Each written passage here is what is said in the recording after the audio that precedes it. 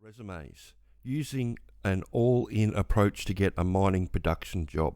Welcome to Australian Mining for New Starters, and in today's video we're going to have a look at how we try and get our new starters to structure their resume to get a hard rock underground mining job.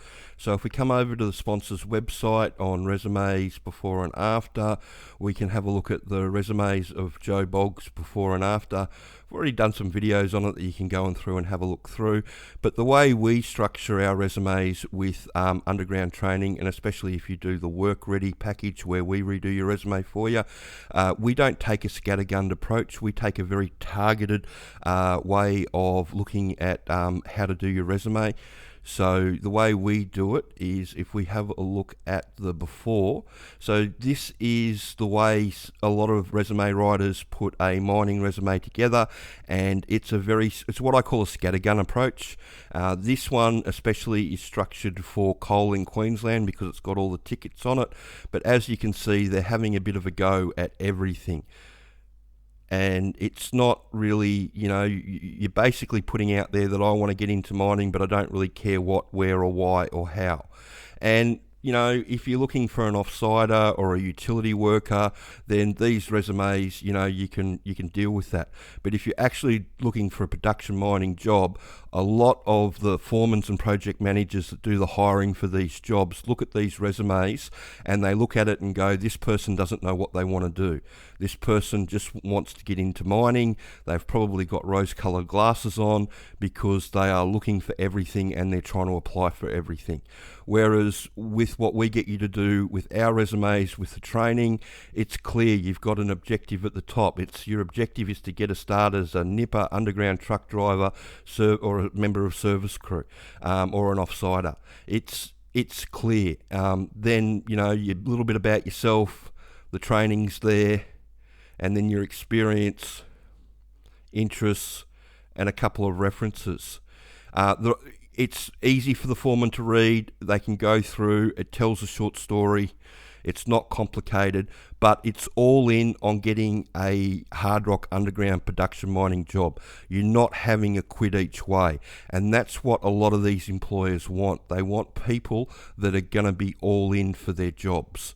So you can use the sponsor's training, the DIY package, the Intro to Underground Mining. It's $495. All these instructions on how to redo your resume are in the back of the Australian Mining Seminar here. So it's really easy to produce something like this. There's full instructions on how to do it.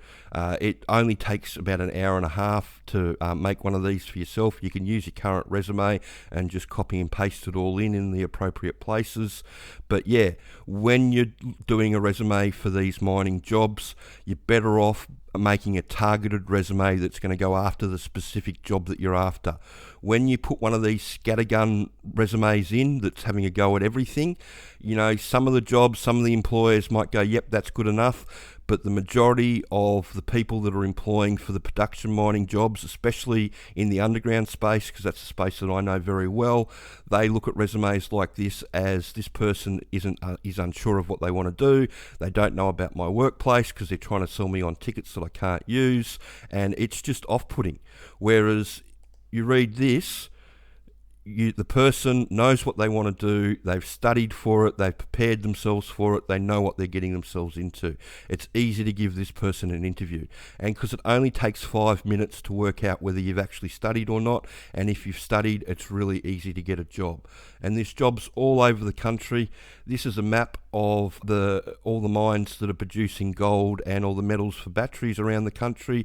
Majority of them are hard rock underground. There are a few surface mines around. If you do want a surface mining job, my suggestion would be to head to Kalgoorlie. That's the place where I've seen the majority of the pit jobs for entry level happening. Unfortunately, iron ore has gone driverless in the in WA up here in the Pilbara, and that means they're getting rid of a lot of truck drivers at the moment, and they are taking up a lot of the jobs in the coal industry in the eastern states, and a lot of the truck driving jobs in the big base metal mines around the country. So it tends to be only the live-in jobs, and like that's Kalgoorlie, and I think there's a couple of places in New South Wales, but I'm not 100% sure on that. I definitely know they're looking for Northern Gold and the Super Pit. Both Northern Star are both looking for people for pit work there, but everywhere else in the country, all the other employers for all the hard rock underground mines are having to hire entry-level people for the nipper and truck roles because there just isn't anybody. So that's the place to go. So what I would do if you want a job is to do the sponsors training, make the changes to your resume, be really direct with your resume. That way you come across like you know what you want to do, and yeah, go after the job that way. There's lots of jobs around. You just have to type underground into Seek and you'll see all the jobs come up. So yeah, that's what I do with my resume. Make it very direct, not use the scattergun approach. Just make it really direct for the job that you're going for. So I hope you found that information helpful, and if you could like and subscribe the channel, that would be wonderful. Thanks.